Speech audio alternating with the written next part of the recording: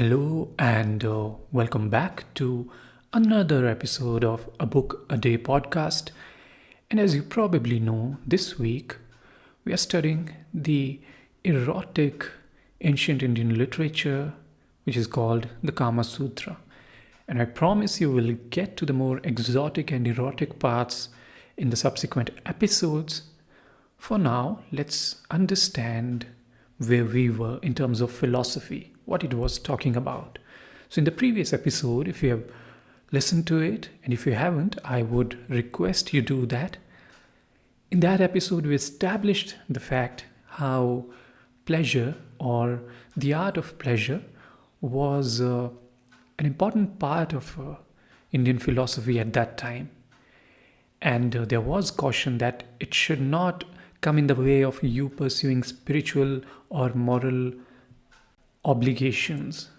So you can pursue the art of pleasure along with pursuing spirituality. That was established, and they made a really good, strong case for seeking pleasure in this world, even when you are more inclined towards spirituality. So while you are here in human form, you should seek pleasures, and you should do that in a healthy, in a more balanced manner so that you can lead a good life.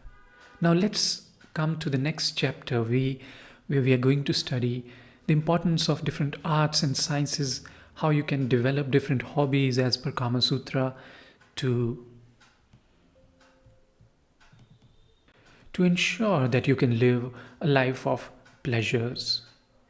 And I will narrate this chapter, but at the same time, I will keep adding explanations so that you can understand in today's context. So, without any delay, let me start with this chapter, which is called On the Arts and Sciences to be Studied. Let's start. Man should study the Kama Sutra and the arts and sciences subordinate thereto, in addition to the study of the arts and sciences contained in Dharma and Artha, which is more spiritual and materialistic sciences, such as in economics, you study all of that. Even young maids should study this Kama Sutra along with its arts and sciences before marriage, and after it they should continue to do so with the consent of their husbands. So clearly you see the influence of patriarchy there, and we established in the previous episode that the text itself wasn't really, although it was quite revolutionary, it wasn't challenging the existing social norms. So it said that let it be all the structures as they are, let them be, and within them, let's see how we can find pleasures. So let me continue now. It says, here some learned men object and say that females not being allowed to study any science should not study the Kama Sutra. So clearly an interesting point here that women at that time, they are not being allowed to study different sciences, but this text is being encouraged for women as well. So in some ways it is revolutionary. It continues, but Vatsyayana is of opinion that this objection does not hold good, for women already know the practice of Kama Sutra, and the practice is derived from Kama Shastra, or the science of Kama itself. Moreover, it is not only in this but in many other cases that though the practice of a science is known to all, only a few persons are acquainted with the rules and laws on which the science is based.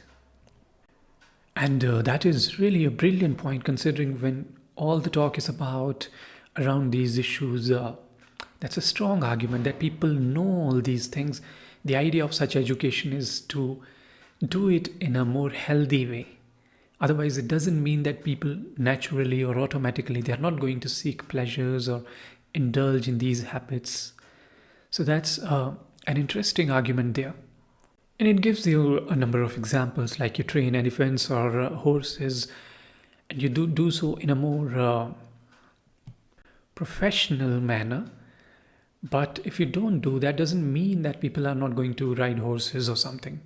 They will still do that, but we want it to be more systematic. We want it to be, well educated in that sense. So it keep coming back to this claim that women should learn this art, and they should practice it. They can practice it with some confidential friend, and a list of other women that has been given here in the text. It says that she should study alone in private the 64 practices that form a part of the Kama Shastra. Her teacher should be one of the following person, that is, the daughter of a nurse brought up with her and already married, or a female friend who can be trusted in everything, or the sister of her mother, that is her aunt, or an old female servant, or old female beggar who may have formerly lived in the family, or her own sister who can always be trusted. So for women, it's providing that sense of security that you need to ensure that you trust the other person from whom you're learning this art, or whom you're practicing with, and then you learn these different skills. And there are so many arts that have been mentioned here, and the idea is to learn and get involved in these arts and enjoy yourself, but enjoy yourself in a healthy way. That's the idea, because otherwise, the point is, otherwise also you're going to get into some kind of hobbies, you are going to get into some kind of pleasures. But if there is no formal training, if there is no education there, you might get into unhealthy habits. But if there is balance, there is education, there is healthy conversation involved, then it's going to be a really wonderful experience. Not only it will be healthy, but at the same time it will be really deep sense of pleasure that you will derive from it. So different kinds of arts they are mentioned. Let me read out the list, which is really long one. It starts with singing, then playing on musical instruments, dancing, union of dancing, singing, and playing instrumental music, writing and drawing, tattooing, that's interesting, arraying and adorning an idol with rice and flowers, that's also very interesting, spreading and arraying beds or couches of flowers or flowers upon the ground, then coloring the teeth, garments, hair, nails, and bodies, staining, dyeing, coloring, and painting the same, which is more like beautifying yourself, the makeup part. Then there is fixing stained glass into a floor, the art of making beds and spreading out carpets and cushions for reclining, playing on musical glasses filled with water, storing and accumulating water in aqueducts, cisterns, and reservoirs, picture making, trimming and decorating, stringing of rosaries, necklaces, garlands, and wreaths, binding of turbans and chaplets, and making crests and top knots of flowers. So it's really, really long one. It just goes on and on and on, and there's more. Scenic representations, stage playing, art of making ear ornaments, art of preparing perfumes and odors, proper disposition of jewels and decorations and adornment in dress, magic or sorcery, and that's really, really exciting. Let's see how that works for you.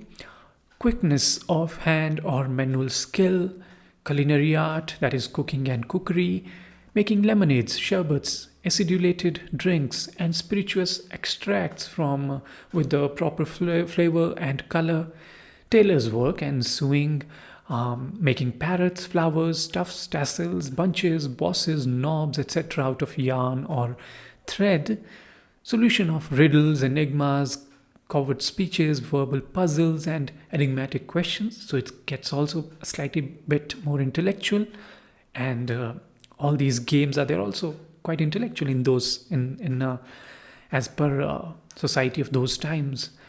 Then there is a game which consisted in repeating verses, and this one is really very interesting. You might be familiar with it.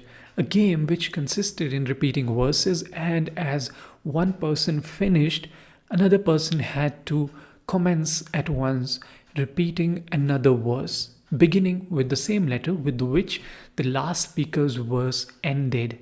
Wherever failed to repeat or whoever failed to repeat was considered to have lost and to be subject to pay a forfeit or stake of some kind. So you get it.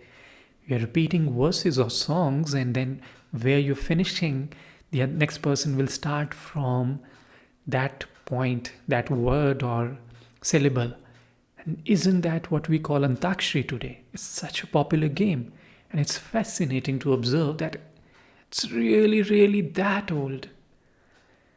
Then we have the art of mimicry or imitation. Then there is reading, including chanting and intoning. Study of sentence is difficult to pronounce. It is played as a game chiefly by women and children and consists of difficult sentence being given, and when repeated quickly, the words are often transposed and badly pronounced. That's also very interesting in terms of language. So see how they were learning languages in such a sophisticated and playful way.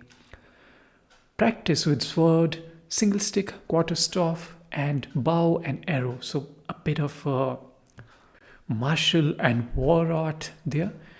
Drawing inferences, reasoning or inferring, again intellectual exercise. Carpentry or the work of carpenter. Architecture or the art of building, knowledge about gold and silver coins and jewels and gems. Chemistry and mineralogy, knowledge of mines and quarries. Gardening, knowledge of treating the diseases of trees and plants, of nourishing them and determining their ages. Art of cockfighting, quail fighting, and ram fighting. So that's again very, very entertaining. Art of teaching parrots and starlings to speak. Art of applying perfumed ointments to the body and of dressing the hair with unguents and perfumes and braiding it. The art of understanding writing in cipher and the writing of words in a peculiar way. The art of speaking by changing the forms of words. It is of various kinds. Some speak by changing the beginning and end of words, others by adding unnecessary letters in between every syllable of a word, and so on. So I don't know about you, but we have played these games in childhood when we play, make different words out of the own language and kind of create the different language. It's very interesting and you feel really clever at the time. Knowledge of language and of the vernacular dialects, art of making flower carriages, art of framing mystical diagrams, of addressing spells and charms and binding armlets. Then there are mental exercises such as completing stanzas or verses on receiving a part of them.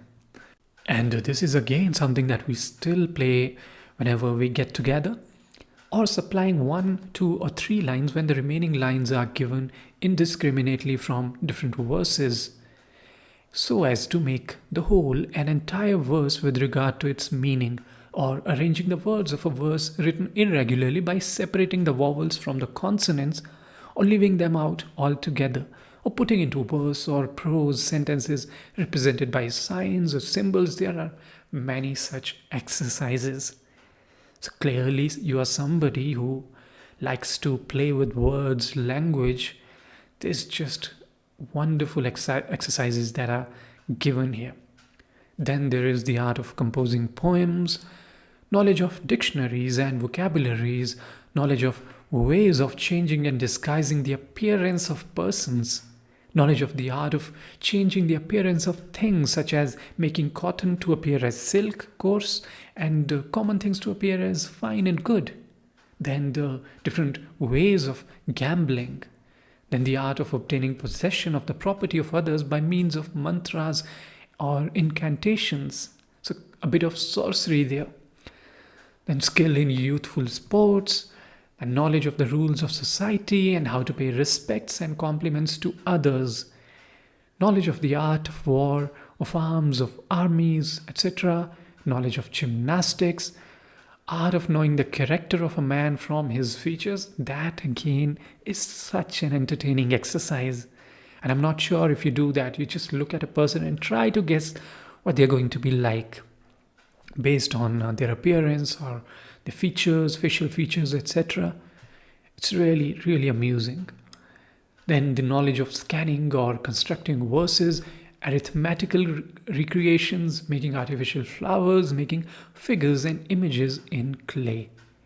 And those are the different kinds of arts. So there is too many things out there. Of course, you can pick and choose, or you're in a group, you can play different kinds of games. They are really fun and entertaining. And at the same time, it feels like quite an intellectual way to do this. It's not really some dumb games. They are made in such a sophisticated manner that you, at the same time, you learn different skills. You're deriving pleasures, but you're also developing your brain. You're developing the art of communication, languages, or creating different kinds of art in physical form. And that is just wonderful. And then after all the list, the final point that the author makes here is, although these arts, they are generally recommended for public women, but the other women also, like the daughter of a king or important women out there, they should also learn these arts. It's going to be really helpful for them. It's going to make their life more interesting, more valuable, more pleasurable, of course. And more importantly, at the same time, it recommends it to the men also. It says a man who is versed in these arts, who is loquacious and acquainted with the arts of gallantry, gains very soon the hearts of women, even though he is only acquainted with them for a short time. So the idea here is you become more charming. You add this another wonderful dimension, that of pleasure, of different arts, of pursuing happiness and pleasure and joy in this world, that you become so attractive that people are really going to be impressed with you. They're going to like you, and you yourself are going to enjoy the whole process. So that's really the idea here. You pursue certain arts, you pursue certain activities. So two things happen. One, you indulge in that activity and you're enjoying in that moment along with other people, or you are alone in some cases. But more importantly, you learn certain arts, and that's such a wonderful thing. You are going to develop new skills. You're going to develop your intellect. You're going to develop your language skills, or different kinds of skills, whether they are visual, acting skills, language, communication, anything. So it really, really provides you so much with the learning. It adds, as I said, such a new and wonderful, charming dimension to your personality.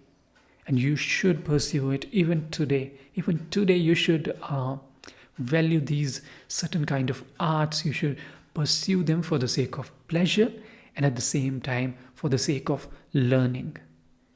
And I'm sure you'll do that, and we'll keep learning more from this text in the next episode, of course. For now, I'll take your leave, and I'll come back in the next episode with the next chapter. And keep listening, keep following, and we'll continue exploring more gems from the text. Thank you very much.